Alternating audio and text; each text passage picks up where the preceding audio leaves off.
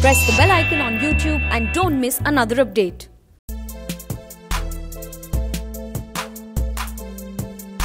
That was a massive marathon session over 5 days. The finance minister briefing us on the details of Prime Minister Modi's 20 lakh crore package. In fact, as it happened, by the time the finance minister ended, it turned out to be 20.9 lakh crore rupees. So it's a little bit more than what the Prime Minister had announced.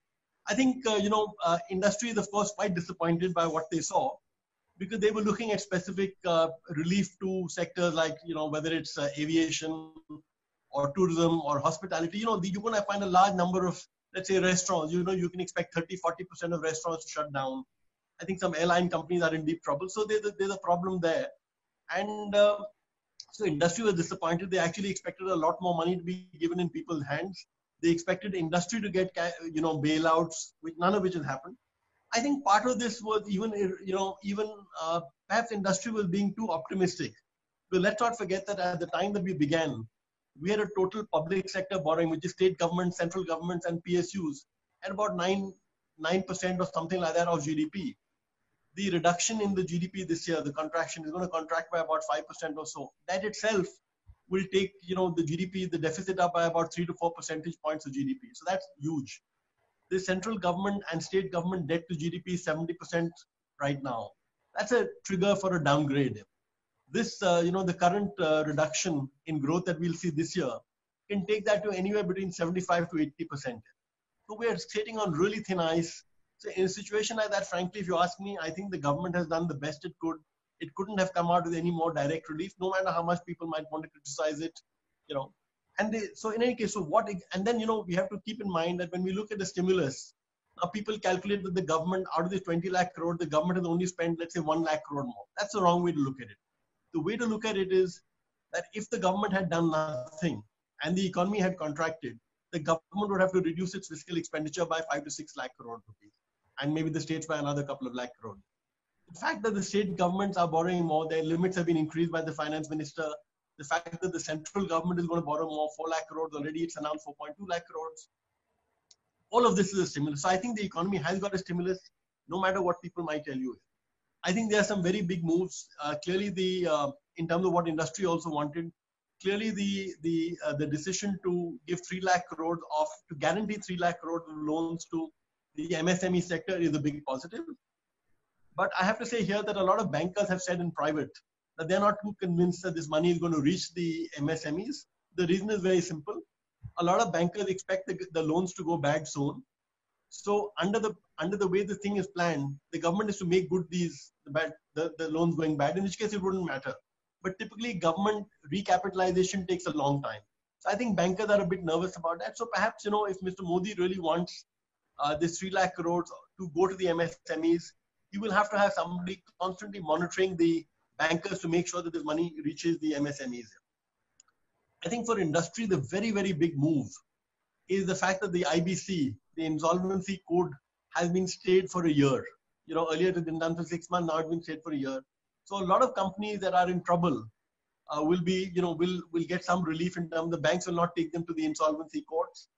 Perhaps, they'll be, this is in the future. Perhaps the RBI will come out with moves to have one-time restructuring and things like that. So some of that might happen.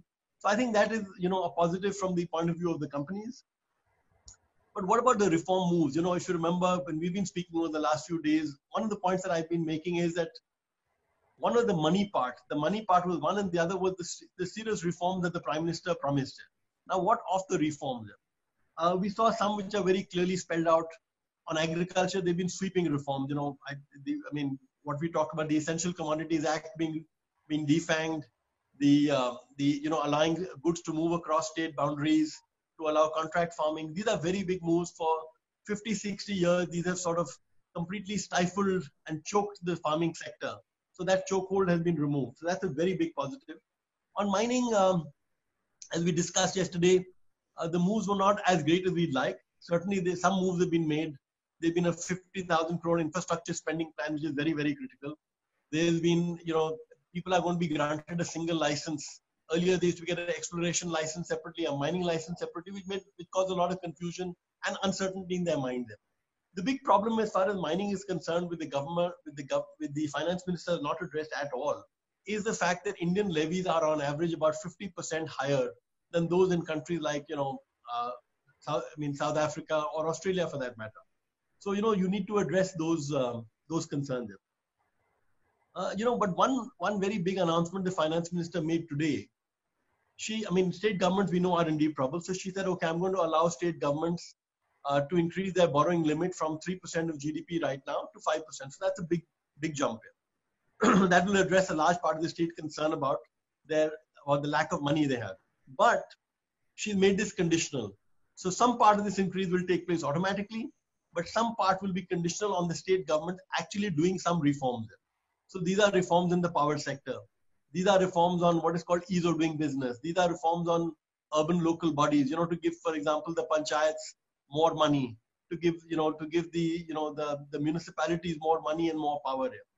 So, so if the government really enforces this, and this is something you'll only see over the year, over the course of the year. If the government actually enforces this can lead to a large amount of reform across India. So, I think so. What we're seeing really is a combination of a certain amount of money. There's a promise of reform, and I told you there've been some disappointment. To my mind, one very big disappointment. I'm not ruling out any change in this forever, but one very big disappointment is that over a period of 6 years that this Modi government has been in power, large swaths of industry have seen the government actually behaving in a very anti-industry manner. Telecom is a great example of this, where government levies have crippled the sector. Despite knowing this, no government has moved on this. So there's been the telecom sector, which has been in trouble. You've seen in e-commerce. So Walmart spent $16 billion to buy Flipkart. And immediately after, the government started enforcing its rules, in a very strict manner. So, so Walmart is in trouble. If you look at Monsanto, this is a company which the government, seems to be coming out with one policy after the other to hit this company. I think a lot of oil companies have been hit by vagaries in policy. So people are hoping that that the government would start fixing some of these problems which industry is facing. Maybe they'll happen. I don't think a 5-day marathon session by the FM was the place to fix it. But this needs to be fixed. And, so let's keep in mind one thing. This government wants to attract people from China. So they think American companies or European companies working in China should come and relocate to India. No foreign company is going to relocate to a country just because the company has lower taxes. The first thing a company does is it looks at how are the existing companies being treated in that country.